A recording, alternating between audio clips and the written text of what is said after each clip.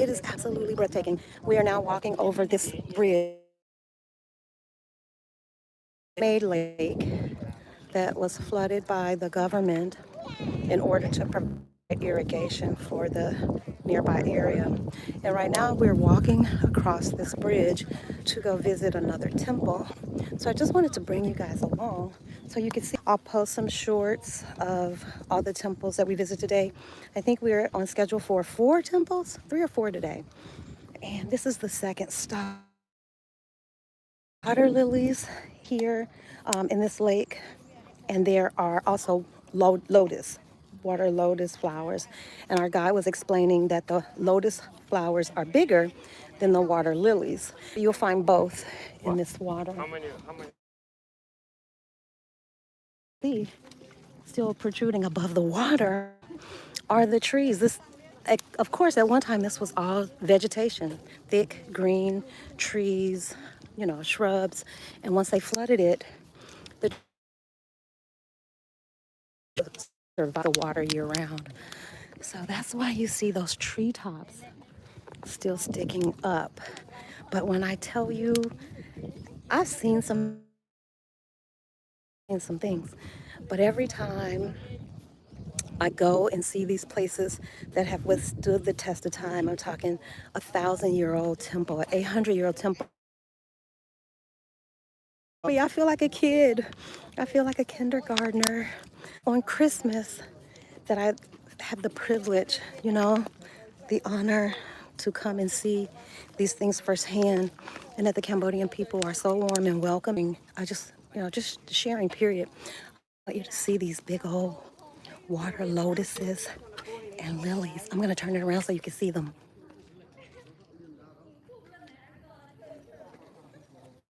You can see I'm sweating profusely. Everybody's got fans, we've got water, but I don't care. I wouldn't care if it was help me from this tour. Y'all know I don't normally do tours. I usually do self-guided when I'm traveling. I try to make my own adventure, but this is the kind of, because you do want the history. At least I do. I don't want just the photo. I want the history of this place. And so this is a complex made up of many temples, a village. You know, I need would be right here. Again, look at those, y'all. Water lilies. I hope that the quality. Hi, Shauna. How are you? Shauna, put Cambodia on your list. When I tell you, it's worth the visit. It absolutely is. The history to and how wealthy this of Southeast Asia was. At one time, according to my guide, Cambodia actually spread from the South China Sea all the way up to where China is. And most Thailand, all of that was once Cambodia. And once, I want to say in the 15th century, and you all correct me, everybody, please Google, please back this up, these facts up. But I'm going from memory. In the 15th, then of course, what happens when a ruler or ruling country falls weak? You had invaders. From then, of course, the total landmass of Cambodia began to shrink. They couldn't feed the army of people that it took to maintain. And because Cambodia is in a place where it's warm and wet, the vegetation grew so quickly that it encompassed many of the temples. And it came, they cleared away and rediscovered some of these temples. And so you can see now all the vegetation here is trees and bushes. And here's the temple here. I want to be respectful, but I want to share with you. So it's not uncommon to see shrines at some of these smaller temples. It's not uncommon to see offerings of flowers. And so I tell you, it has been amazing.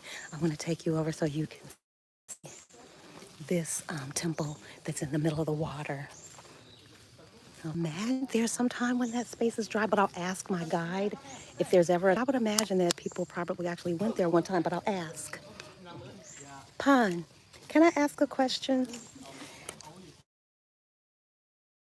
Did it ever not full of water? Did people get to Actually, walk there? before our government flooded the lake, when it came to our dry season, it was empty. It was But empty. now we have water here all year round the lake. Okay. Yeah. So when it wasn't water there, were people able to actually go to this temple? Yes. And Yes. wow, there you have it, folks. So yes, One. I'll let you listen Again, in. this is the new name given to the temple. Cha 3.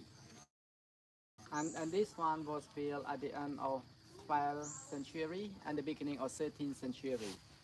So the temple is over 800 years old. And the king who built this one is King Jayavarman the Seven. We just call him King J7 or J7. Nearby temple, Prairu, which is a Hindu one. It's a tiny temple. You see only one tower there. Once that tower was covered by a big tree. There was a big tree growing on the top part around 1920s. There was a storm and the tree fell down. That tower collapsed. So that tower, to find the picture to show you.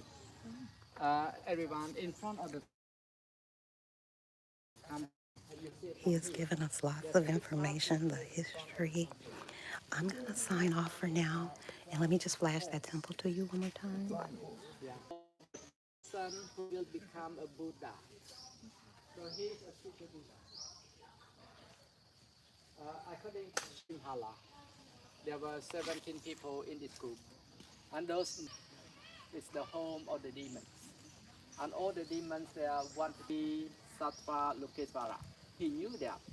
Then he changed his form to shipwreck and take them to a safe place.